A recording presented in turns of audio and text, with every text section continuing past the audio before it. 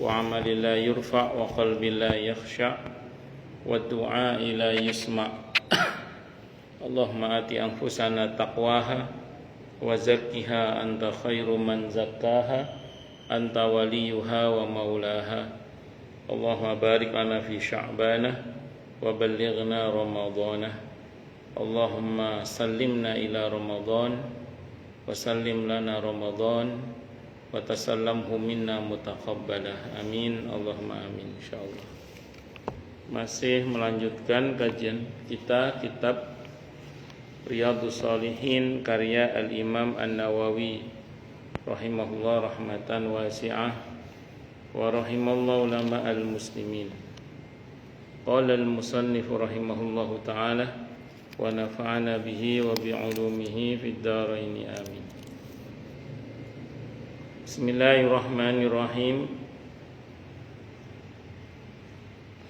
Bab tentang nasihat dan berhemat dalam bernasihat. Nasihat itu betul ya, terus babar. Nasihat itu iradatul khair ilal ghair. Menghendaki kebaikan terjadi pada orang lain itu namanya nasihat. Nasihat itu iradatul khair ilal ghair, menghendaki kebaikan terjadi pada orang lain. Makanya kalau kita ingin memberikan nasihat yang betul, berarti dari awal memang kita punya niat ingin berbuat baik pada orang lain. Jadi karena kita ingin orang ini baik gitu. Makanya kata Imam Ghazali rahimahullah, beliau mengatakan orang yang hendak memberikan nasihat itu hendaklah dia menata niatnya, bahwa dia memang tulus ingin menasihati atau ingin kebaikan terjadi pada orang yang akan dia nasihati. Ini penting karena kalau niatnya udah benar, nanti biasanya pilihan katanya juga benar gitu. Jadi kalau niatnya benar, biasanya pilihan katanya juga benar. Nanti kondisinya pun akan dibuat sedemikian rupa sehingga menjadi benar untuk menasihati gitu maksudnya. Sehingga tidak sembarangan karena memang niatnya tulus untuk menghendaki terjadinya kebaikan pada orang yang akan dinasihati. Tapi orang kalau niatnya nggak benar, terbungkus dalam bungkus nasihat sepertinya, tapi karena niatnya nggak benar, akhirnya pilihan katanya juga nggak benar, dan kadang konteksnya pun sengaja dibuat nggak benar sehingga nggak benar semua. Yang terjadi alih-alih menasihati malah menjatuhkan kehormatan saudaranya sesama muslim misalnya. Makanya saya ulang ya, memberikan nasihat yang benar itu pertama dari niatnya dulu. Tulus niat ingin memperbaiki orang ini. Nah, karena memang tulus ingin memperbaiki, jadi pilihan katanya pun juga akan dibuat sebaik mungkin agar orang ini terketuk, tersentuh, atau tergerak untuk berubah menjadi lebih baik. Terus lihat kanan kiri juga konteksnya. Kira-kira kalau saya nasihati di depan orang banyak menjatuhkan kehormatannya apa enggak? Kalau takut menjatuhkan kehormatannya, maka dicari waktu yang tepat sekiranya dia tidak merasa malu ketika dinasihati, karena nggak ada yang tahu kecuali Allah tetap pasti maha tahu ya, kecuali Allah dan yang memberi nasihat dan yang diberi nasihat saja itu seperti itu. Karena saya ulang tadi, kalau niatnya sudah salah, nanti pilihan katanya juga salah biasanya. Jadi dia tidak lagi mempertimbangkan agar bagaimana orang ini berubah lebih baik. Yang penting dia puas mengingatkan orang itu. Kalau memang dia semangat mengingatkan, walaupun kadang dia juga nggak mau diingatkan, terus tidak paham konteks, dia nggak peduli apakah nasihat itu akan menjatuhkan kehormatan dia di depan orang banyak atau tidak. Nah, ini yang kalau kata Imam Ghazali itu nggak benar. Makanya kalau mau benar dalam menasihati, bermula dari niat dulu harus benar. Nanti pilihan katanya insya Allah ikut benar. Konteksnya pun akan diusahakan dalam konteks yang benar, sehingga betul-betul nasihat itu mengena dan merubah yang bersangkutan untuk menjadi lebih baik. Itu seperti itu. ulama-ulama dulu itu kalau mengingatkan sesama ya, itu kalau sekiranya akan diingatkan di depan orang akan menjatuhkan kehormatannya, itu cari waktu di mana tidak ada orang kecuali berdua saja. Itu baru dinasehati. Kalau sekiranya depan orang banyak akan khawatir nanti jatuh kehormatannya. Itu. Kecuali dalam konteks-konteks tertentu ya, di mana misalnya itu bukan dalam konteks menasihati tapi memberikan takzir. Takzir itu semacam hukuman. Misalnya ada orang yang memang sudah diingetin secara baik-baik nggak bisa, tapi tetap untuk wablek, dan dableknya itu mendolimi orang lain, misalnya gitu ya. Apa ngambil hak orang lain, apa suka nipu atau suka ingkar janji, macam-macam khianat, macam-macam lah. Sehingga suatu saat diperlukan ketegasan untuk menghentikan orang ini dengan cara ngomongin dia di depan publik misalnya. Boleh nggak? Boleh, kalau memang terpaksa boleh, tidak apa-apa. Tapi dengan pendekatan-pendekatan yang pribadi dulu ya misalnya. Sehingga kemudian kalau terpaksa tidak apa-apa. Kenapa? Karena cara-cara yang normal nggak bisa ditempuh.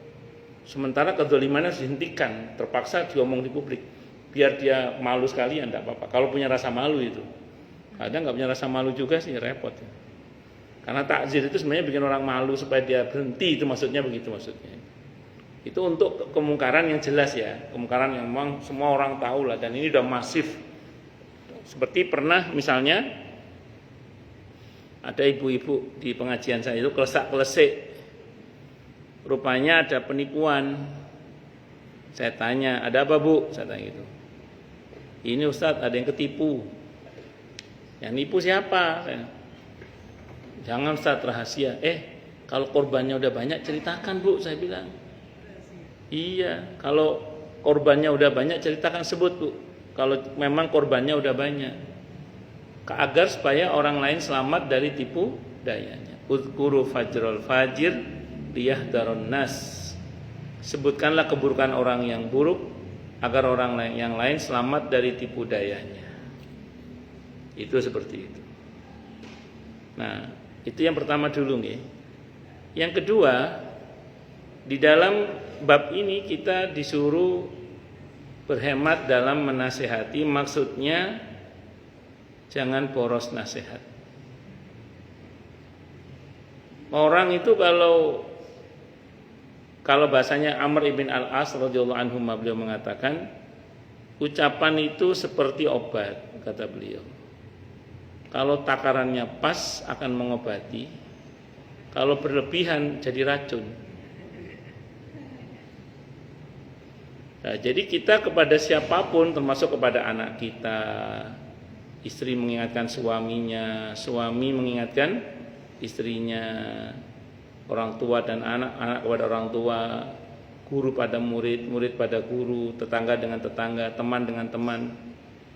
Itu kalau kita mau menasihati harus bisa mengukur dosisnya. Jangan sampai berlebihan. Karena kalau berlebihan nanti nasihat itu tidak punya dampak yang positif untuk merubah kepada yang lebih baik, alih-alih lebih baik, malah bisa jadi orang itu keracunan nasihat. Alergi nasihat maksudnya. Iya, antipati. Itu seperti itu. Nanti insya Allah di sini ada hadis nanti di sini dari Abdullah bin Mas'ud radhiyallahu an, ketika beliau menyampaikan satu hadis, orang-orang semangat, senang dengan hadis itu, dan orang itu berpesan, tolong nasihati yang kemarin lagi dong, diulang lagi katanya. Kata beliau, saya akan ulang tapi pekan depan, kata beliau. Kata Abdullah, pekan depan. Karena Nabi bersabda, jangan kamu boros memberikan nasihat, atau berhematlah dalam memberikan nasihat. Jadi kalau bisa bu, nasihat yang sama diulang pada orang yang sama 7 hari sekali. Jadi kalau jenengan hari ini ngomong ke anak jenengan, ayo salat. Kalau nggak salat dosa besar, nanti salat. Nah, nasihat yang sama itu sebenarnya diulang 7 hari lagi. Itu seperti itu. Untuk nasihatnya ya, kalau perintah sholatnya tidak apa-apa terus itu. Untuk nasihatnya. Yang tadi kata-kata, kalau nggak sholat dosa besar, nanti harus tobat sama itu, sepekan sekali yang itu tambahan. Tapi untuk perintah sholatnya tiap hari tidak apa-apa. sampai dia punya kesadaran untuk sholat tanpa diperintah. Allahu Akbar. Dan kita kalau sebagian ibu-ibu mengeluh, saya sampai capek nyuruh anak saya itu, Ustaz.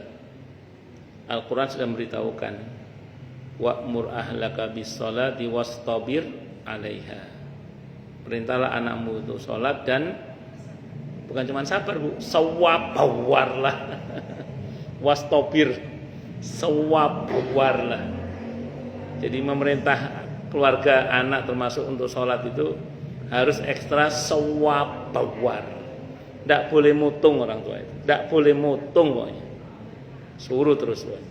Cuman yang nasihatnya diulang sepekan sekali aja. Ya, kalau sholat terus, perintah terus itu. Enggak. Tapi nasihat tentang lek gak sholat dosa gede, dosa wajib tobat. Hati-hati lu nanti ya. Itu yang begitu, yang nasihat tambahan itu sepekan sekali ya. Nasihat yang sama diulang 7 hari sekali. Tapi kalau perintah sholat boleh setiap saat maksudnya. Waktu sholat itu. Qala Allah Ta'ala berfirman. Allah Ta'ala berfirman di surah An-Nahl, surah ke-16 ayat 125. Ud'u ila sabili rabbika bil hikmati wal mau'izatil hasanah. Ud'u, serulah manusia tentunya, ila sabili rabbika, ke jalan Tuhanmu, bil hikmati, dengan hikmah, dengan cara yang bijaksana, wal mau'izatil hasanati, dan dengan tutur kata yang baik. An-Nahl ayat 125. Jadi dalam ayat ini kita diperintah mengajak orang yang di luar jalan Allah untuk menuju ke jalan Allah. Kalau bahasa sederhananya, mengajak orang yang tidak baik supaya menjadi baik, mengajak orang yang maksiat supaya taat. Itu begitu. Dengan cara apa mengajaknya? Pertama dengan bijak. Jadi orang kalau menasihat itu harus bijaksana dan bijaksini, harus itu dua-duanya. Iya, jadi orang kalau menasihati harus bijaksana dan bijaksini, harus sesuai. Makanya kalau kita bicara tentang ilmu dakwah atau fiqh dakwah, Bu, itu kita harus tahu, Bu, muqtadul halnya harus tahu. Apa muqtadul hal itu? Yang kita ajak bicara ini siapa? Karena beda orang kadang beda gaya, Bu, dalam kita menyampaikan. Ada model orang itu dinasihati langsung itu bisa, Bu. Jelek bisa. Ada orang yang model begitu. Bisa jauh-jauh anak kita aja lah yang punya anak lebih dari satu ya. Ya, beda-beda kan ya, beda-beda. Ada yang langsung dinasihati, jelek. Nah, ini bisa langsung. Ada juga yang nggak bisa langsung, iya, nggak bisa langsung. Harus menggunakan strategi, monggo. Itu namanya bijak namanya, Bu. Dan itu nggak bisa kita pukul rata, karena kalau dipukul biasanya nggak rata, benjol. Makanya harus harus bijaksana dan bijaksini. Pernah Abdullah bin Umar radhiyallahu anhu itu dibawa oleh ayahnya Umar bin Khattab radhiyallahu anhu ke hadapan Nabi kita Muhammad SAW. Kata Abdullah bin Umar, kata Sayyidina Umar, ya Rasulullah, tolong nasihati Abdullah bin Umar ini. Mau malas sholat malam dia ini. Dinasihati loh, karena suruh nasihati karena susah sholat malamnya. Sama Nabi suruh pulang dulu aja. Karena Nabi tahu ini Abdullah bin Umar bukan tipe yang bisa langsung dinasihati. Gitu. Sampai suatu saat ada dua versi yang saya baca ya. Versi yang pertama itu dalam satu kajian Nabi itu bilang, sebaik-baik manusia adalah Abdullah bin Umar kalau dia mau sholat malam. Jadi di satu kajian Nabi bersabda kepada para sahabat, ini versi pertama yang pernah saya dengar ya, Sebaik-baik manusia adalah Abdullah bin Umar kalau dia mau sholat malam. Pulang pengajian orang-orang ketemu sama Abdullah bin Umar kan. Abdullah, kata Nabi, kamu sebaik-baik manusia kalau kamu mau sholat malam. Jelek dinasihati orang. Dan ketemu sama orang lagi, Abdullah, kata Nabi tadi di pengajian kalau bahasa kita, sebaik-baik manusia adalah kamu kalau kamu mau sholat malam. Jelek masuk lagi. Ya, jadi dinasihati orang sekampung. Sampai ini versi kedua ya, riwayat yang kedua yang saya baca ya. Kalau ini saya baca ya. Kalau tadi saya cuma mendengar, ini saya baca kalau ini. Ada dalam Ar-Rasul Al-Mu'allim itu ada di situ. Sampai suatu saat Abdullah bin Umar ini mimpi dibawa terbang oleh malaikat. Terus beliau nanya ke kakaknya Hafsah radhiyallahu anha, istri Nabi kita Muhammad sallallahu alaihi wasallam, ummul mukminin. Terus Siti Hafsah radhiyallahu anha nanya kepada Nabi kita Muhammad sallallahu alaihi wasallam, Mas Nabi, apa takwilnya ini? Abdullah adik saya ini mimpi dibawa terbang oleh malaikat. Kata Nabi, itu takwilnya, ini mafhum ya, takwilnya Abdullah bin Umar akan menjadi sebaik-baik manusia kalau dia rajin sholat malam. Tambah wis. Terus kata Siti Hafsah, kata Nabi, kamu akan jadi orang sebaik-baik manusia kalau kamu mau rajin sholat malam. Wah, tambah cocok wis. Sejak itu Abdullah bin Umar radhiyallahu anhu, kata putranya Salim namanya, cerita, sejak itu ayahku tidak pernah tinggal sholat malam. Itu kata putranya namanya Salim ibn Abdullah bin Umar radhiyallahu anhu. Allahu Akbar. Nah, jadi kadang memang ada model anak itu yang begitu. Anak saya itu yang laki-laki itu, kadang kalau dinasihati langsung itu nggak mempan, nggak bisa. Mas harus gini-gini, wah nggak bisa, susah. Anak saya yang laki-laki. Nah, terus bisanya bagaimana? Saya ngobrol sama adik-adiknya aja. Masmu itu loh, kalau begini dia begini sebenarnya. Masmu itu bisa gini. Wah ya, selesai saya nasihati, selesai saya ngomong sama adik-adiknya, nanti kakaknya kan pulang. Mas, kamu kata Abuya gini loh mas, kamu itu gini loh, kamu itu gini. Terus lama-lama kok berubah sendiri. Ya. Jadi kadang ada model orang itu untuk menasihati itu butuh mulut orang lain. Jadi nggak bisa langsung di kita. Karena begitu ngeliat kita langsung pasang benteng pertahanan. Bagi masih mau dinasihati ini. Maka kita pinjam mulut orang lain yang dia nggak sadar bahwa ternyata itu nasihat kita melalui orang lain. Itu seperti itu. Jadi ada yang modelnya begitu itu ya ada macam-macam. Ada yang modelnya ini namanya bijaksananya. Saya punya teman seorang ustadz. Kalau mau nasihati anaknya itu diajak jalan-jalan dulu. Sambil jalan-jalan itu sambil apa? Nah, dinasihati. Ada yang model begitu. Macam-macam lah. Macam-macam. Secara umum sederhana sih. Ambil dulu hatinya. Ambil dulu hatinya, baru dinasihati. Ada orang tidak mampu beli sarung, tidak mampu beli mukena karena miskin ya. Itu jangan kita datang langsung, ayo Pak sholat Pak, jangan gitu. Datang bawa beras dulu, sekali, dua kali, bawa beras, bawa sembako lah, sekali, dua kali, sampai sekian kali, baru bawa sarung, bawa mukena, sholat ya Pak ya. Sekali dijual, kasih lagi dua kali.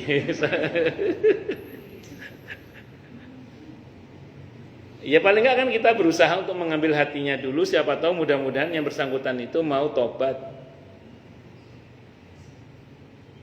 Ada preman di sebuah perumahan, saya nggak sebut namanya. Jadi ada preman sebuah perumahan, dan di perumahan itu ada seorang ustadz yang tinggal di situ.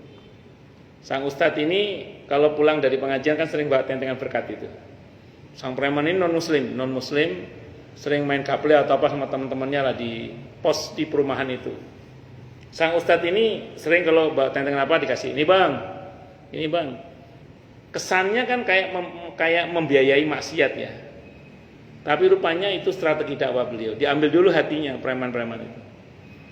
Kasih kue, ini bang. Kasih kue gitu. Ini bang. Kalau ustadz itu mau ke masjid, disapa masjid. Mau kemana ustadz? Mau sholat. Salam buat Tuhan. Oh. Karena dia non muslim dia. Jadi ustadz itu mau sholat, salam buat Tuhan. Sampai suatu Jumat beliau datang ke ustadz itu. Dia bilang, ustadz, bimbing saya masuk Islam, ajari saya sholat. Akhirnya qadarullah sholat. Bahkan dulu beliau ini punya kebiasaan melukis yang porno-porno lah. Sekarang diganti kaligrafi sekarang, masya Allah.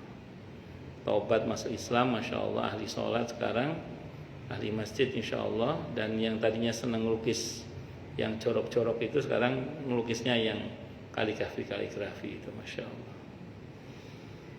Nah itu namanya strategi dakwah. Kesannya kita memberi makan orang maksiat, kalau dikasih makan tahu kan mentenagai maksiat. Ternyata itu strategi dari strategi dari mengambil hati supaya yang bersangkutan taubat, minta ampun kepada Allah Subhanahu wa taala dan akhirnya menjadi lebih baik. Itu namanya hikmah namanya. Wal mau'izat itu diantara tadabbur ya, tadabbur dari ayat ini. Wal mau'izatil hasanah, dan dengan tutur kata yang baik. Pernah suatu saat itu ada seorang, kalau bahasa kita ustadz muda lah, ustadz muda vokal datang ke Harun ar-Rasyid rahimahullah, Khalifah Daulah Bani Abbasiyah. Dia bilang, Khalifah, saya akan tegur Anda dengan teguran yang sangat keras dan Anda jangan tersinggung ya. Kata Khalifah Harun ar-Rasyid, sudah enggak usah tegur saya. Lawang di Al-Quran itu loh, orang yang lebih baik dari kamu diperintah oleh Allah untuk menasihati orang yang lebih buruk daripada saya. Yang saya tidak lebih buruk daripada dia gitu. Itu aja Allah bilang kepada Nabi Musa dan Nabi Harun itu, wa qula lahu qawlan layyina. Ucapkanlah kepada Fir'aun itu ucapan yang lembut. Nah saya ini tidak separah Fir'aun, dan kamu tidak lebih baik daripada Nabi Musa dan Nabi Harun. Itu saja Allah suruh berkata yang lembut. Kok kamu ke saya mau ngomong yang kasar? Nah, itu kata Harun ar-Rasyid. Makanya lembut ini penting. Bahkan kadang kalau kita berkata dengan lembut, seringkali bahkan lembutnya perkataan itu sudah menjadi solusi sebelum isinya bisa dipahami. Saya ulang ya, kadang lembutnya perkataan itu sudah merupakan solusi sebelum isi nasihatnya bisa dipahami. Saya sering contohkan misalnya jenengan lagi galau, terus suami menyapa, nyapa toh ma, ya itu baru gitu aja rasanya pun sudah sebagian masalah hilang gitu. Ya utang sih tetap sih, cuma maksudnya itu paling enggak sudah cukup menghibur lah.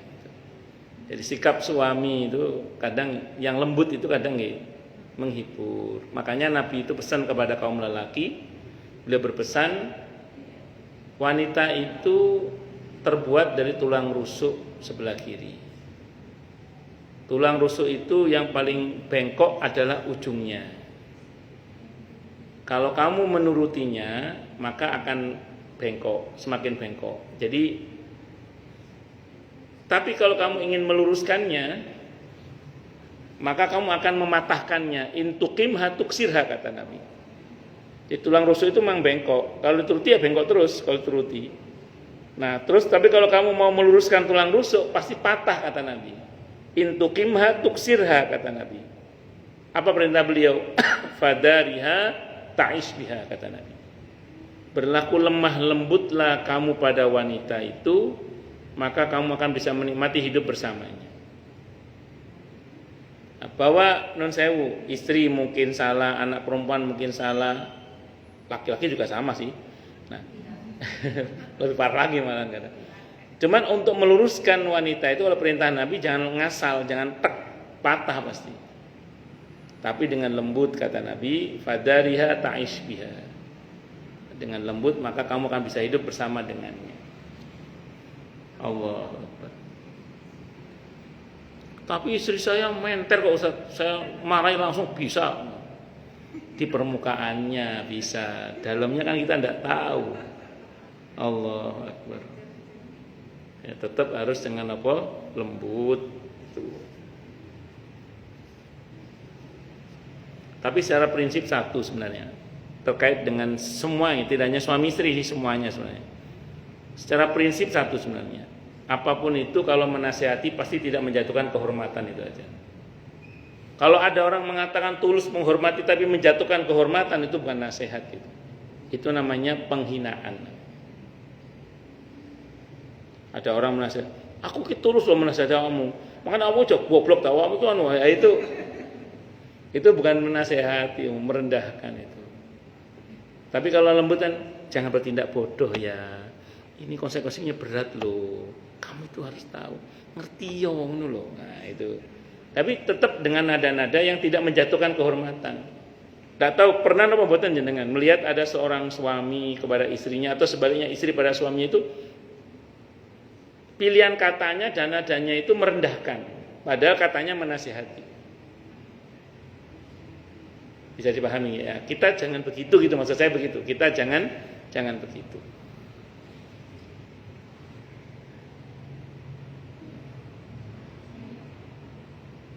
Allahu Akbar. Wal mau'izatil hasanah tadi. Wa an Abi Wa'il. Dan kita dari Abi Wa'il, namanya Syaqiq ibn Salamah. Namanya Syaqiq ibn Salamah. Qala beliau berkata, kana Ibnu Mas'ud, ada siapa Ibnu Mas'ud, Abdullah ibn Mas'ud radhiyallahu anhu.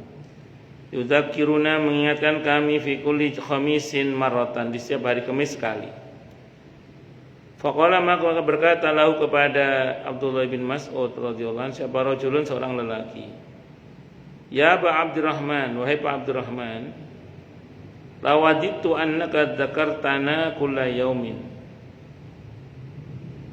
Saya akan merasa senang sekali bila engkau mau memberi nasihat kepada kami setiap hari. Faqala, maka berkata siapa Abdullah bin Mas'ud radhiyallahu anhu, ama innahu yamna'uni min dzalik anni akrahu an umillakum wa inni atakhawwalukum bil mau'izati kama kana Rasulullah sallallahu alaihi wasallam yatakhawwaluna biha makhafatas samati alaina, muttafaqun alaihi, Bukhari Muslim. Sebenarnya kata beliau, tidak ada yang merepotkan saya untuk memberi nasihat setiap hari. Hanya saja saya khawatir kalau kalian menjadi bosan. Saya sengaja memperjarang waktu untuk memberi nasihat sebagaimana Rasulullah Muhammad sallallahu alaihi wasallam juga memperjarangnya kepada kami, karena beliau khawatir kami merasa bosan. Itu seperti itu. Ini hadisnya Bukhari dan Muslim. Bisa dipahami ya, insyaallah nggih. Jadi saya ulang, kalau menasihati orang jangan recel. Jangan sering-sering dinasihati sesuai dengan kadarnya. Ingat tadi apa? Kata-kata itu atau nasihat itu seperti obat. Kalau dosisnya tepat akan mengobati, kalau berlebihan malah jadi racun. Nauzubillahi min syarri dzalik. Monggo Bu Dokter. Waalaikumsalam. Wa an Abil Yaqzani, dan ceritakan dari Abil Yaqzan, namanya Ammar ibn Yasir radhiyallahu anhuma. Sebentar.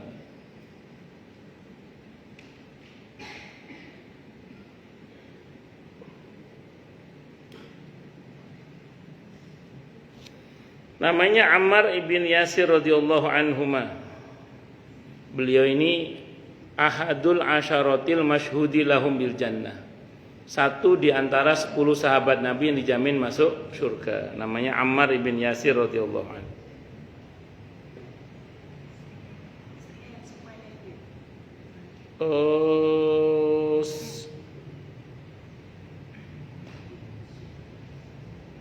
Betul Pak, betul apa kula? Namanya mirip kita, ibinnya itu. Ada AI nanya sama AI aja.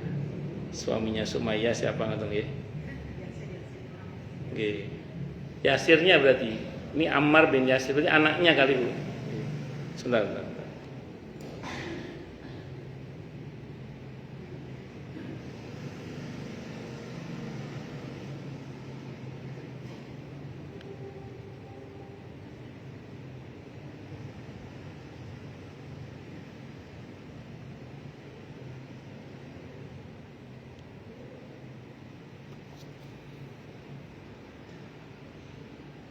Yasir bin Amir. Beliau berdua adalah orang tua dari Ammar bin Yasir, betul Bu? Betul. Jadi Yasir ini suami dari syahidah pertama yaitu Sumayyah. Sumayyah itu syahidah pertama, punya suami namanya Yasir, punya anak namanya Ammar bin Yasir. Radhiyallahu anhum. Ammar bin Yasir ini satu di antara 10 sahabat Nabi yang dijamin masuk surga. Betul. Jadi betul maksudnya Yasirnya. Yasir itu suaminya siapa tadi? Sumayyah. Itu syahidah pertama perempuan. Qala beliau berkata, Ammar berkata, apa kata Ammar bin Yasir radhiyallahu anhuma? Sami'tu aku mendengar Rasulullah sallallahu alaihi wasallam yaqulu, beliau bersabda. Apa sabdanya? Inna tulas salatir rajuli wa qisara khutbatihi ma'innatun min fiqhi fa'atilu salata wa aqsirul khutbata rawahu Muslimun. Hadisnya riwayat Muslim. Kata Nabi, inna tulas salatir rajuli, sungguhnya panjangnya salatnya seseorang, wa qisara khutbatihi, dan ringkasnya khutbahnya seseorang. Ini ada yang mengatakan konteksnya khutbah Jumat, salat Jumat dan khutbah Jumat. Adalah ma'innatun, membuktikan min fikihi, mahirnya atau kedalaman pemahamannya tentang agama. Fa'atilu sholata, maka panjangkanlah sholat. Wa aksirul khutbata, dan ringkaslah khutbah. Rawahu Muslimun, hadis riwayat Muslim. Jadi dalam sholat Jumat itu sunnahnya sholatnya yang lama, khutbahnya sebentar saja. Jadi khutbah Jumat itu kalau bisa singkat, padat, jelas. Jadi bukan singkat, padat, enggak jelas, bukan itu. Singkat, padat, jelas. Semakin lama khutbahnya menunjukkan semakin bodohnya khatib. Betul kata hadis ini, kata. Semakin khatib bisa meringkas dengan padat khutbah itu, semakin menunjukkan kealimannya. Nah, sekarang saya mau cerita realita nih di lapangan ya. Saya mau cerita realita di lapangan karena saya termasuk bagian dari khotib itu soalnya. Kalau terlalu pendek di masjid seperti At-Taqwa ini kan masjid perumahan gitu. Kalau terlalu pendek biasanya diomong orang juga. Enggak, kita jarang-jarang ngaji, sekalinya khutbah pendek ya. Ada yang protes gitu, ada juga ya. Oke. Kalau di perusahaan lain Bu, kalau di perusahaan rata-rata dibatasi betul. Saya khutbah di Sosro itu dulu ya, ketika masih sebelum pandemi, itu dibatasi 12 menit. Dibatasi khutbah. Jadi kalau di beberapa perusahaan dibatasi itu, perkantoran kadang. Karena kalau enggak kadang khotibnya kayak enakan ngomong, akhirnya malah lama. Wes, singkat kata singkat cerita, bagaimana menengahi ini? Hadisnya mengatakan persingkat khutbah. Sementara makmumnya mengatakan kita ini jarang-jarang ngaji, nggak selalu ada pengajian, kadang karena kerja macam-macam. Sekalinya mau datang di sholat Jumat ada khutbah pendek, singkat, padat, nggak jelas lagi misalnya. Maka saya menengahi itu ya. Biasanya normalnya masjid-masjid di mana-mana itu di papan itu ada tulisan di mimbar. Khutbah maksimal 20 menit. Ya berarti kita ngikuti aturan di masjid itu. Karena mengaudien itu kadang mumpung sempat mendengarkan kan, maaf ya, tidak semua yang sholat Jumat itu mau datang ke pengajian. Nah, kadang kesempatan mendengar pengajian itu di khutbah itu kadang. Itu seperti itu. Makanya 20 menit. Kalau saya pribadi itu seringkali gini, khutbah pertama itu 15 menit, khutbah kedua itu 5 menit, pokoknya total 20 menit selesai. Malah kadang bisa lebih cepat lagi. Cuman ya kita kalau lebih cepat kadang rawan diprotes oleh makmum kalau terlalu cepat, karena tadi kesempatan ngaji itu ya di pas sholat Jumat itu. Kalau kepanjangan lebih diprotes lagi itu. Orang pada batuk aja padahal nggak ada yang aminnya kayak demonstrasi, amin, amin, karena kelamaan. Ada Ustadz yang khutbahnya sampai setengah jam nggak selesai itu ada. Betul, itu kasihan karyawan terutama yang jam istirahatnya terbatas. Kadang nyeletuk mereka itu. Ya nggak sempat makan deh katanya. Karena khutbah Jumatnya sampai lama. Makanya di perusahaan-perusahaan itu dibatasi betul tulisannya. Saya masih ingat di Sosro itu tulisannya 12 menit. Batin saya enak lah ini, singkat. Paling bahas rukun Islam ada 5. Paling ngebuatan. Cuman harus bisa memadatkan materi. Ada jamaah yang protes itu. Ada ustadz itu menyampaikan ada 25 kiat untuk begini-begini. Baru 3 sudah ditutup khutbahnya, kan nggak boleh lama-lama kan. Itu jamaahnya protes. Katanya 25, kok cuma 3 disampaikan. Ini dunia-dunia khutbah itu begitu, macam-macam. Kau usah tahu aja, ya jamaah kan ada ngomong kan. Itu. Allah. Kalau saya itu pernah diprotes orang itu gara-gara kurang kenceng khutbahnya. Jadi maunya dia itu saya berapi-api itu. Aduh, saya bukan tipe orang yang pita suaranya cukup kuat untuk kenceng terus Pak, saya bilang itu. Yang kedua itu pernah saya habis khutbah, ada orang khutbah saya itu di beberapa masjid dipuji bagus. Alhamdulillah, masya Allah nih. Ada satu orang yang di masjid itu WA saya, khutbah antum jelek katanya. Khutbah antum jelek banget katanya. WA saya itu. Terus saya balas, saya nggak marah, saya balas. Justru kesempatan kan. Wong di beberapa tempat dibilang bagus, kok di situ dibilang jelek kan. Saya tanya, letak salahnya di mana? Saya bilang itu. Ini email saya. Satu masih zamannya email-emailan ya, belum zamannya WA sekarang. Ini email saya. Oh, dia SMS itu, SMS. Ini email saya. Silakan kalau mau ngoreksi khutbah saya di mana salahnya, saya bilang. Nggak dibalas sama dia. Saya tunggu gitu maksudnya. Kan saya pengen tahu di mana kesalahan saya gitu. Saya nggak marah, saya justru senang di mana letak salah khutbah saya. Karena di beberapa tempat dibilang bagus, kok sini dibilang jelek. Makanya saya pengen tahu di mana letak kesalahan saya. Itu seperti itu. Bon, lanjut. Nah, jadi harus lapang dada sih memang. Wa'an tadi hadisnya riwayat Muslim. Wa'an Muawiyah bin Al-Hakam, dan kita dari Muawiyah dari Muawiyah bin Al-Hakam, dari Muawiyah yang menjadi putranya Pak Al-Hakam As-Sulami radhiyallahu anhu, qala, beliau berkata, baina ana usolli ma'a Rasulillah sallallahu alaihi wasallam, ketika kami salat, ketika ana saya usolli salat,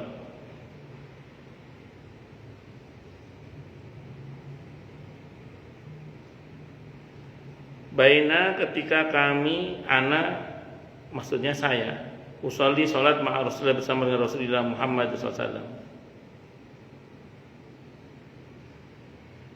Oh bukan gini.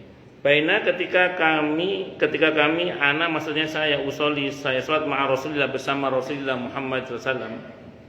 Id'atasa rajulun minal qaum, tiba-tiba ada seseorang yang bersin dari satu kaum. Fakultu, maka aku berkata, yarhamukallah, semoga Allah merahmatimu. Faramanil qaumu bi absarim, maka orang pada melototin saya. Jadi kaum itu pada melototin saya. Fakultu, maka aku berkata, wa sukla Umayyah gitu. Wa sukla ini sebenarnya bahasa Mesu namanya ini. Wa sukla Umayyah, alangkah kecewanya ibu, tapi ini tidak begitu terjemahannya ini. Ini semacam misuh, misuhnya orang Arab ya. Jadi kalau bahasa kita misalnya busyad dah, ada apa ini kok dipelototin saya, kira-kira gitu, semacam itu. Cuman ini menggunakan wasuqla ummaya itu. Masya'nukum tanduruna ilayya, apa yang buat kalian pada melototin saya ini, apa tuh? Kenapa kalian pada melototin saya? Faja'alu yatribuna bi aidihim, gara-gara saya ngomong gitu mereka mukul paha-paha mereka, ala afkhadihim, atas paha-paha mereka. Mereka memukul tangan mereka ke paha-paha mereka. Falamma ra'aituhum, maka ketika aku melihat mereka, yusammitunani, lakin yusammitunani itu membuat saya terdiam. Mereka membuat saya terdiam. Lakinni sakattu, akan tapi aku diam. Akhirnya aku pun diam.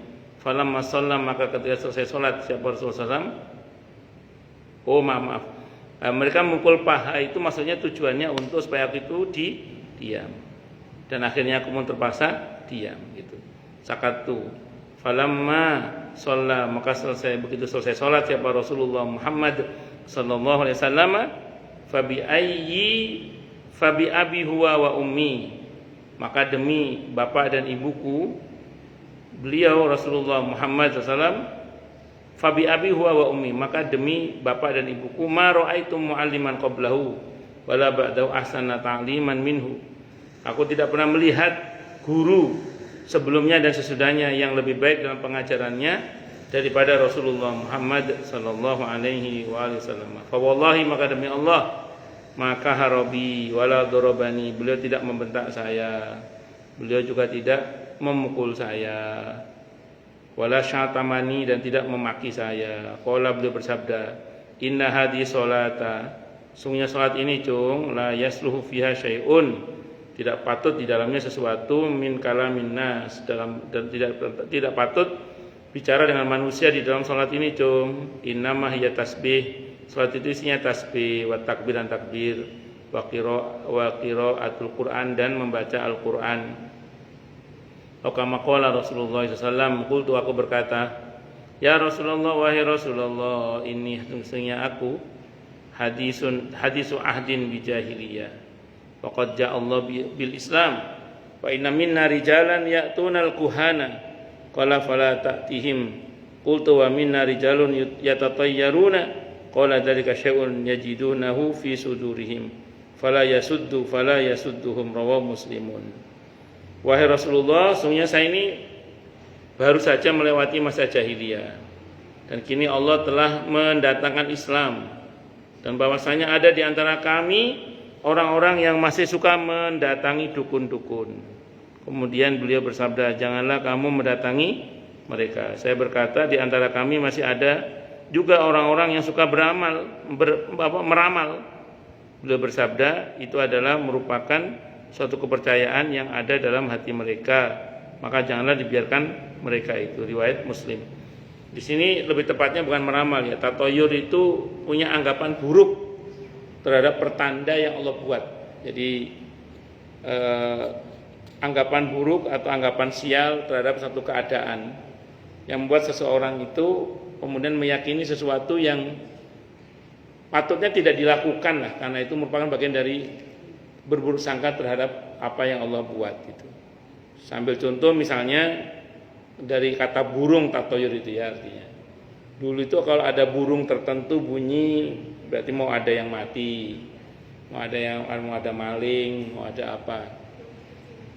Nah biasanya orang kalau saya ingatkan soal tatayur begini, ada orang yang ngomong, tapi beneran loh Ustaz, ada yang mati beneran itu, kadang ada maling beneran. Maka saya jawab, ya karena sampean nyangka begitu, ya kesangkaan sampean dibenarkan oleh Allah. Karena kan Allah itu ana inda dzanni abdi bi, aku menurut persangkaan hambaku kepadaku. Dan Nabi pernah bersabda, au kama qal, aku lebih suka al-fa'al. Al-fa'al itu apa? Optimis. Misalnya nggih, jenengan mau silaturahim ke rumah mertua, tiba-tiba ketiban cicak. Orang bilang, apes lo nanti. Nabi lebih suka al-fa'al, optimis. Saya mau silaturahim, insya Allah barokah. Bismillah jalan. Nah, itu namanya al-fa'al. Nabi lebih suka begitu gitu. Panjenengan rumahnya di pinggir jalan. Ada saudara atau teman, tetangga mau nerima lamaran anaknya. Rumahnya di belakang masuk gang sempit lagi. Gang senggol lagi misalnya.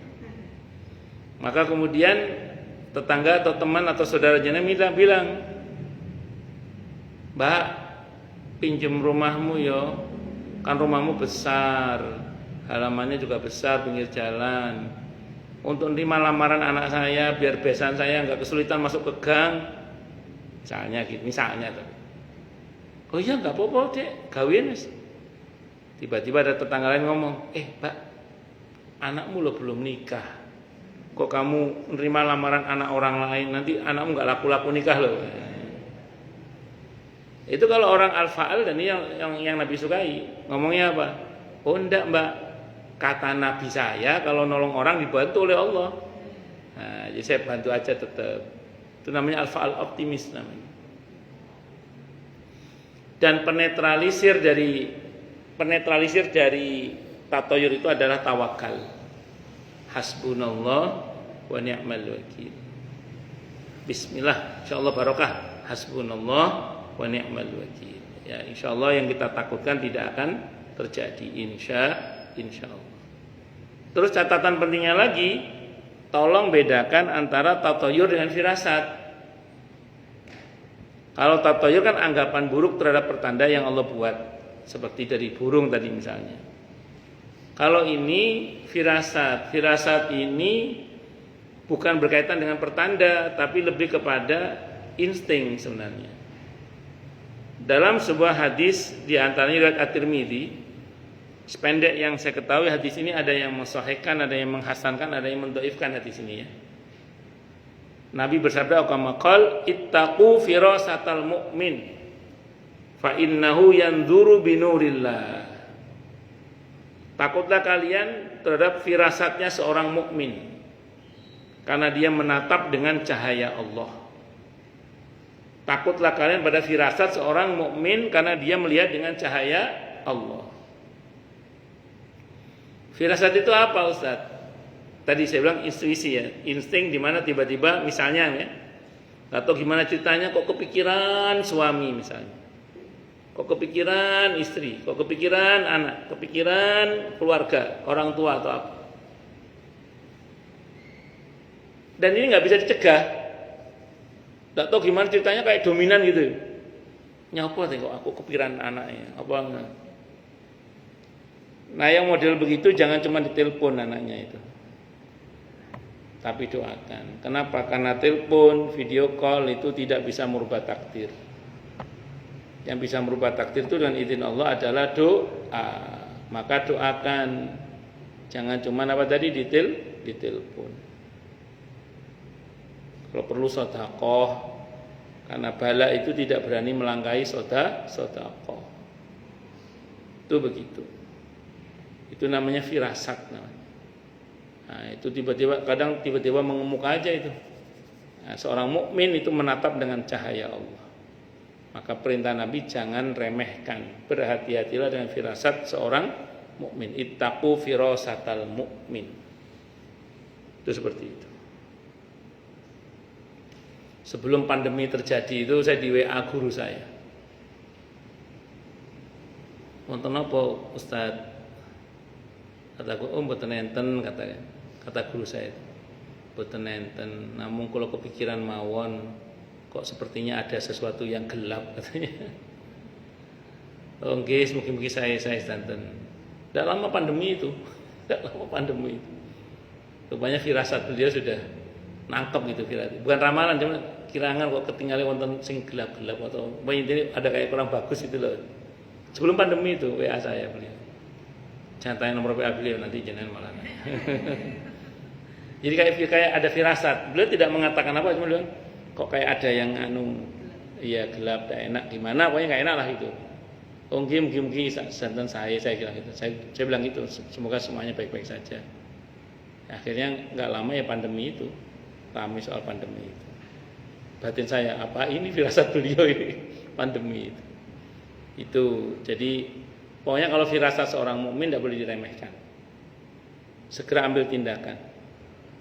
Itu seperti itu.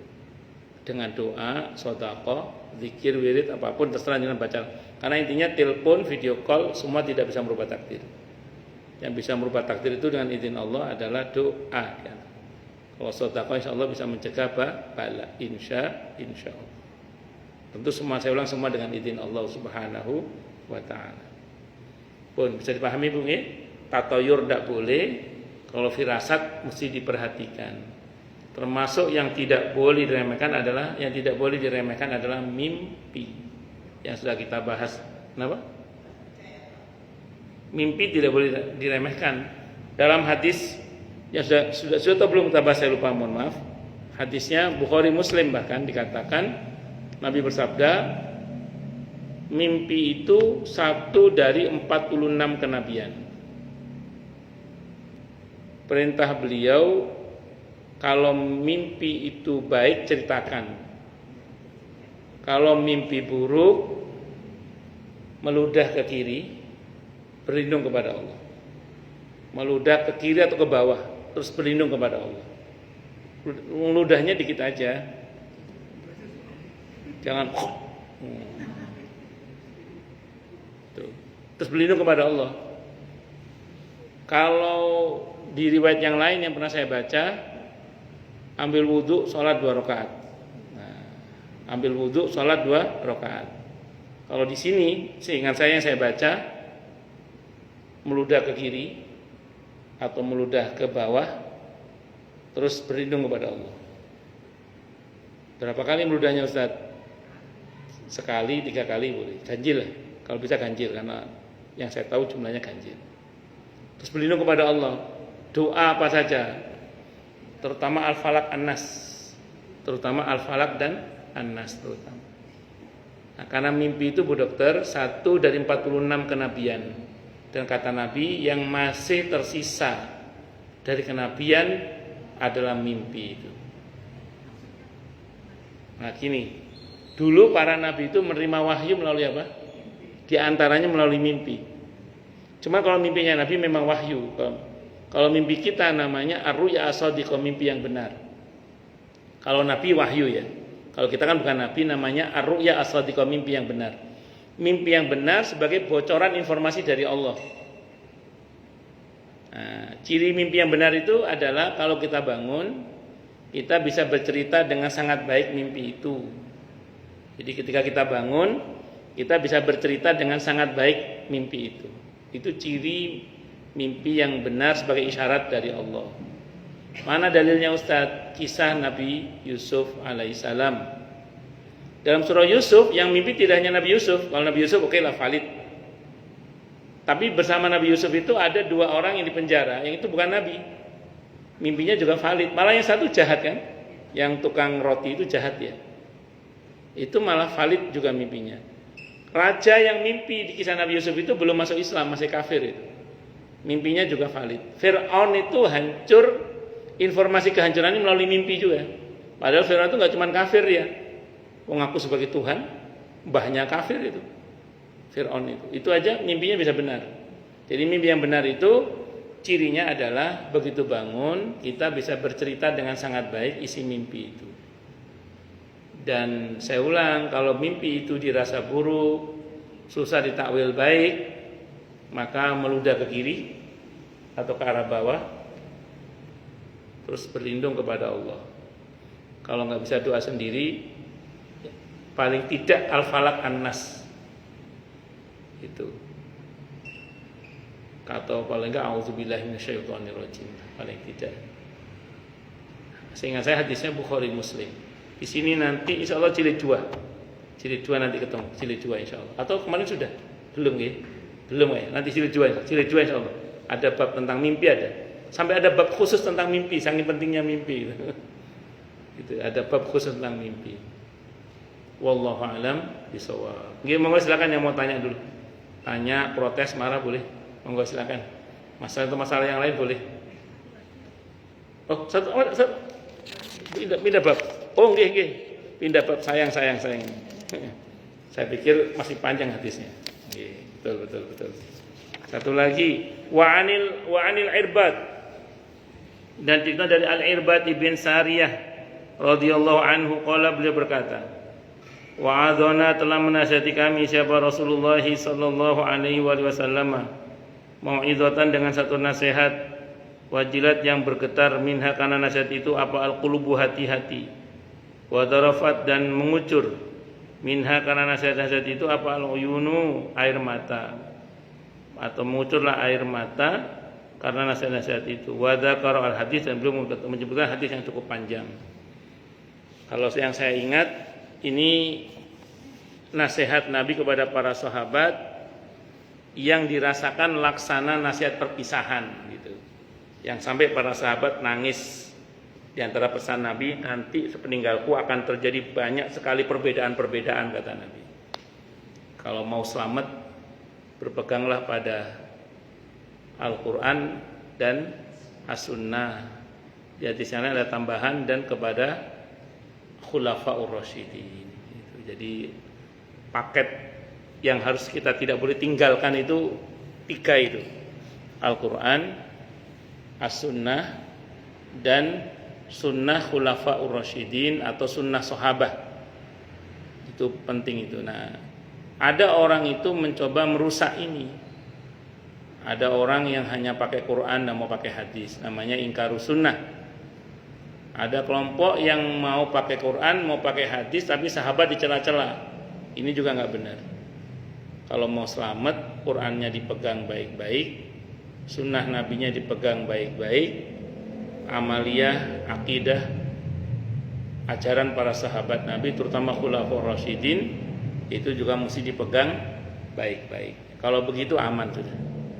Wallahu a'lam bishawab. Ya, monggo silakan yang mau tanya, protes, marah, boleh silakan. Masalah yang lain boleh, monggo kalau ada. Kalau enggak ada berarti jelas semua atau tidak jelas semua. Kalau enggak ada saya teruskan lagi berarti. Monggo kalau ada. Jelas semua nih. Masya Allah. Atau kepikiran mau hujan? Loh, jelas semua saya itu nggih. Masya Allah, alhamdulillah. Oh nggih, monggo Bu. Nggih, monggo.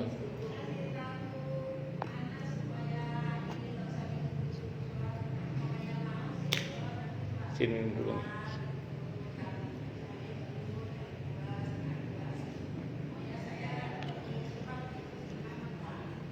Oke.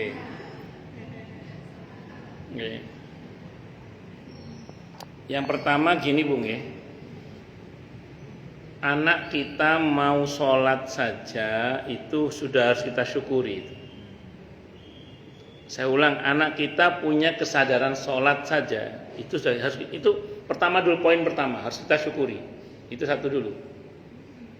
Karena iya ini bagian yang harus disyukuri dulu, karena tahapan namanya. Karena kalau nggak kita syukuri takutnya nanti nggak nambah gitu. Terus kemudian karena kadang ada orang tuh kesel aja gara-gara anaknya cuman sholat tapi nggak sesuai dengan harapan gitulah. Padahal dia mau sholat aja udah bagus, itu syukuri dulu. Yang kedua, anak kita punya kesadaran untuk sholat tanpa diingatkan walaupun di akhir waktu, itu juga kita syukuri dulu, kesadarannya sendiri itu. Jadi kok anakku yuk sadar sholat sih, cuman ning kadang, nah, itu patut kita syukuri itu. Yang kedua itu. Nah, pelan-pelan sambil anak kita ini kita ajari, kita arahkan supaya di awal waktu jamaah, kalau laki-laki kalau bisa di masjid misalnya. Nah, tapi ini tahapan berikutnya Bu. Nah, di sinilah ibu nggak usah buru-buru, santai aja. Kadang namanya anak pasti tahapannya juga berbeda-beda.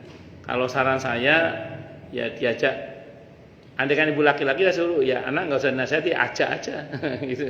Itu kalau bisa gitu. Tapi kalau tidak memungkinkan, nasihatnya sederhana saja sebenarnya. Di samping kita doakan, ya disentil-sentil aja sesekali misalnya. Sepekan sekali. Kalau sholat berjamaah pahalanya itu samping lebih besar, ada kemungkinan diterima. Tapi kalau sendiri udahlah sedikit, potensi nggak diterima lagi misalnya gitu. Nah, kita ngomong gitu aja. Nanti sekali kita ngomong lagi. Kalau mau pahala yang banyak sih ya ke masjid gitu. Dan kemungkinan diterima lagi amalnya. Lagi pula kalau ke masjid kan nanti kan ada kemungkinan mustajabah doa ya, dan seterusnya. Kenal orang-orang baik gitu. Ya bertahap aja sih, bertahap aja. Dan sebagaimana dulu kita berproses dan kita mau dimengerti proses kita, maka anak-anak kita pun juga ingin dipengerti prosesnya. Ya, disabari mawon. Ngaten nggih, wallahu a'lam bishawab. Monggo Bu Dokter.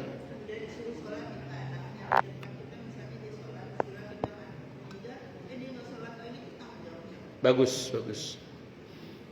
Kalau kita sudah berusaha dan di belakang hari ternyata dia tidak seperti yang kita nasihatkan, insya Allah kita tidak akan dituntut nanti di akhirat. Yang dituntut di akhirat itu yang saya sering ceritakan di surah Al-Ahzab ayat 66, 67, 68 itu, yang dituntut nanti di akhirat itu adalah mereka yang tidak peduli dengan anak-anaknya itu. Tidak pernah menasihati, tidak pernah mengingatkan, tidak pernah mendoakan. Tapi kalau kita peduli, termasuk dengan mendoakan apa yang tidak, kan karena ada orang itu kadang capek menasihati juga. Tapi saya sering bilang, kalau capek menasihati tapi jangan pernah capek mendoakan. Ngoten nggih Bu nggih? Jangan capek mendoakan. Capek menasihati boleh, tapi jangan capek mendoakan. Harapannya dia nanti akan ada masa di mana mungkin dia tersadar, dan kalaupun misalnya dia nggak sadar, paling nggak kita sudah berjuang. Kalau kita sudah berjuang, nggak usah khawatir, insya Allah kita nggak akan dituntut nanti di akhirat. Wallahu a'lam bishawab. Yang lain silakan kalau ada. Dia monggo. Nggih.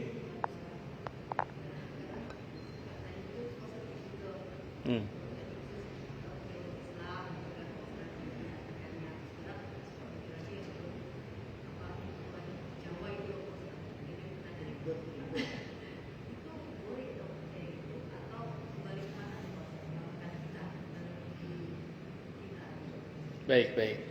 Sebenarnya ilmu takwil mimpi itu ada ya. Dan saya tidak ngerti kalau berkaitan dengan rumusnya secara pasti, apakah rumus mentakwil mimpi itu sama antara versi Jawa, versi Islam, versi Sunda, versi apakah ada pakemnya gitu loh. Saya kurang tahu. Tapi gini, terlepas dari semua itu, kalau yang saya tahu itu ada ulama besar namanya Ibnu Sirin. Itu nulis kitab judulnya Tafsirul Ahlam, tafsir mimpi. Nah, Ibu nanti kalau mau daripada ke Google, beli kitab itu aja. Itu rujukan seorang ulama namanya Ibnu Sirin. Beliau pakar takwil mimpi. Itu bisa dibeli bukunya di toko online. Bisa ada itu. Tafsir mimpi karya Ibnu Sirin namanya. Kalau bahasa Arabnya judulnya Tafsirul Ahlam, sudah diterjemah itu. Saya punya jamaah sudah beli. Dan beliau, saya tanya, gimana Bu? Alhamdulillah sudah beli Ustaz, tapi saya nggak mau baca katanya. Kenapa? Serem katanya. Makanya saya pribadi kalau mimpi itu saya berusaha mentakwilnya takwil yang baik. Tapi kalau nggak bisa takwil baik, berarti terpaksa kan? Jadi meludah berlindung kepada Allah. Jadi berusaha saya takwil yang baik. Tapi kalau nggak bisa takwil yang baik, terpaksa ya kita meludah ke kiri tadi terus berdoa pada Allah. Atau ambil wudhu, sholat berlindung kepada Allah.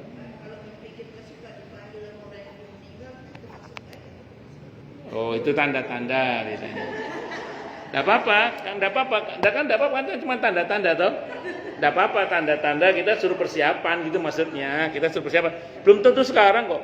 Wong dalam surah Yusuf itu mimpinya Nabi Yusuf itu ke eksekusi kenyataannya itu memakan waktu puluhan tahun. Enggak langsung, puluhan tahun itu. Itu seperti itu. Nah, ya sekarang Ibu merasa siap apa enggak gitu aja. Kalau Ibu merasa belum siap ya udah berarti mulai dulu mohon pada Allah diberi sisa umur yang mubarakah, siha wal afiyah gitu aja sih, mohon aja sama Allah. Enggak apa-apa tuh, itu cuma peringatan aja. Semua kita juga pasti akan mati kan semuanya. Mau dipanggil mau enggak dipanggil ya mati gitu kan. Itu seperti itu. Wallahu a'lam bishawab. Ya monggo.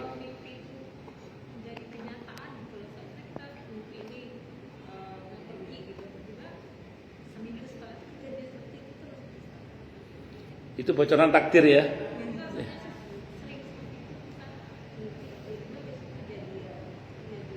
Ya Pak, daya itu bocoran takdir yang cepat sekali itu, masya Allah ya. Mudah-mudahan bagus terus, mudah-mudahan. Selama ini bagus apa enggak bagus? Ya, alhamdulillah, mudah-mudahan bagus terus lah. Ya, saya pernah juga sih gitu. Mau ada pengajian, ada ibu-ibu tertentu itu ngelihat menampakkan ke saya pakai pakaian ini. Besok pas pengajian, loh, kok pakaiannya sama dengan di mimpi tadi malam? Ada begitu. Ya, jadi itu bocoran takdir aja itu. Bocoran takdir. Wallahu a'lam bishawab. Nggih, monggo.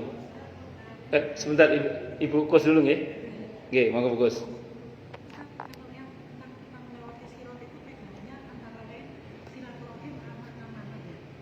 Bagus, sampun. Bagus. Intinya satu sebenarnya, tobat. Intinya satu, tobat. Kenapa? Semuanya menyangkut hal yang diamanahkan kepada kita untuk kita jaga atau kita rawat atau kita apapun. Secara prinsip iya. Makanya gini Bu, kita ini kalau kata para sahabat, siapa yang tidak zalim ya Rasulullah di antara kita? Pasti. Maka Nabi menerangkan yang dimaksud zalim dalam ayat 82 surah Ali Imran, surah Al-An'am itu adalah syirik maksudnya. Jadi tidak usah khawatir kalau berkaitan dengan hal-hal yang kita tidak sengaja atau kita lupa sudah masuk dalam ayat Rabbana la tu'akhidna in nasina aw akhtana. Yang terpenting sekarang itu ngeten bagus. Namanya manusia itu pasti ada salahnya, sengaja atau tidak sengaja. Itu pasti itu.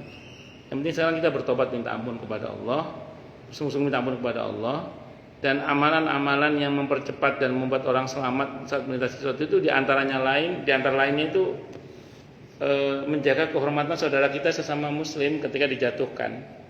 Itu ada di dalam kitab At-Tadhkirah itu di antaranya. Jadi ketika kemudian ada saudara kita dijatuhkan depan kita kok menjaga kehormatannya. Itu ya contohnya ada orang cerita jelek tentang jenengan ke saya. Yang saya kenal jenengan tidak seperti yang diceritakan orang ini. Saya bela jenengan. Yang saya tahu Bukus nggak seperti itu. Membela kehormatan Bukus di hadapan orang yang menjatuhkan Bukus depan saya itu merupakan bagian dari cara kita untuk selamat melintasi sirat.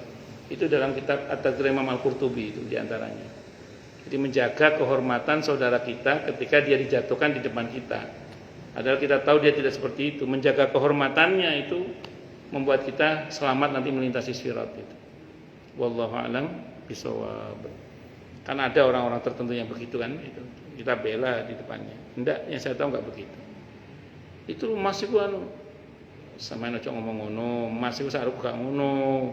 Mungkin beliau itu kemarin itu lagi lupa aja kali karena selama ini dia enggak begitu. Menjaga kehormatannya itu poin itu. Nih, poin yang menyelamatkan kita di sirat nanti insyaallah. Ada dalam kitab At-Tadhkirah Imam Al-Qurtubi itu di antaranya. Wallahu a'lam bishawab. Di antara amalan yang buat orang itu selamat saat melintasi sirat. Nggih monggo Bu. Nggih.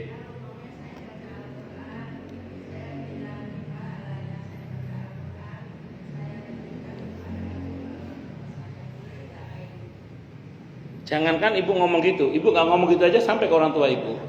Nggih. Ibu nggak ngomong gitu aja, semua kebaikan ibu orang tua otomatis dapat pahala yang sama dengan ibu. Apalagi ibu ngomong gitu, lebih nyampe lagi insyaallah. Nggih. Jadi semua kebaikan kita itu diotomatiskan orang tua kita itu dapat bagiannya. Kenapa? Karena kita ini hasil usaha orang tua kita. Nah, tapi kalau kejelekan kita orang tua nggak otomatis dapat. Kenapa? Karena orang tua itu hanya mendapatkan apa yang dia niatkan. Sementara orang tua umumnya pasti punya niat anaknya jadi anak yang baik. Ngoten nggih? Wallahu a'lam bishawab. Ada lagi? Atau cukup dulu? Cukup dulu nggih. Kita tutup dengan hamdalah. Alhamdulillahirabbil alamin. Semoga kajian kita bisa bermanfaat, mubarakah fi dini wa dunya wal akhirah. Untuk kita, keluarga kita dan seluruh umat Islam semuanya, dan mudah-mudahan kita semua dijadikan oleh Allah sebagai orang-orang yang sukses dunia akhirat, selamat dunia akhirat, bahagia dunia akhirat, dan dipermudah urusan kita oleh Allah fi dini wa dunya wal akhirah. Semoga Allah limpahkan hidayah selalu untuk kita, semoga Allah tingkatkan selalu hidayah untuk kita, dan semoga Allah berikan hidayah untuk siapapun yang melihat kita. Subhanakallahumma bihamdika asyhadu an la ilaha illa anta astaghfiruka wa atubu ilaik. Sallallahu alaihi Muhammad wa ala alihi wa sahbihi wasallam. Saya mohon maaf. Wassalamualaikum warahmatullahi wabarakatuh.